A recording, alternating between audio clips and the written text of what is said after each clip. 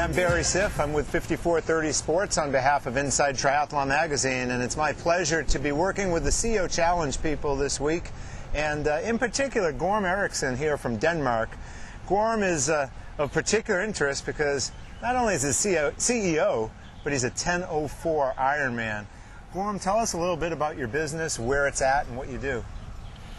Our business is in the Nordic countries in Europe, and we are 45 people employed there, and we are doing Microsoft services to Fortune 50 enterprises in Denmark and Europe. So, and it started like a niche for a few years ago, and I was the single only one starting it up, and now we have 45 people, so it's grown to quite a business. So when you started this company, how old were you?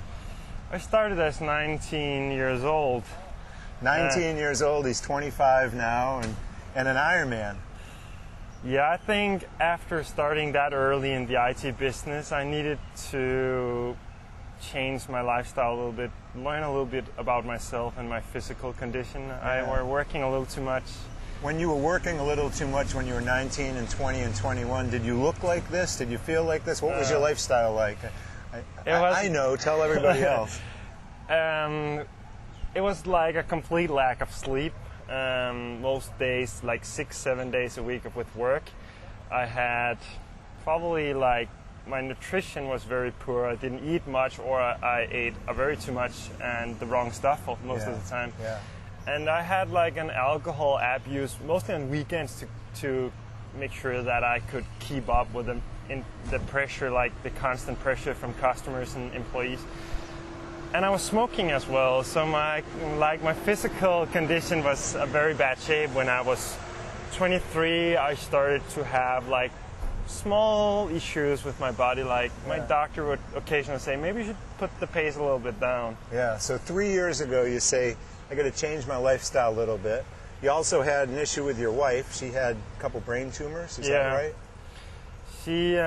She were diagnosed 5 years ago, but 3 years ago she had a surgery and had one of them removed, and that made me think about, okay, maybe I'm not gonna live forever if I keep pushing my body out of what we're supposed to be at. So that made me think a little bit more about life, I think, in general. So here you are in Kona, you've got a wife, you've got 2 children, you're running a company, you're doing a 10:04 Ironman.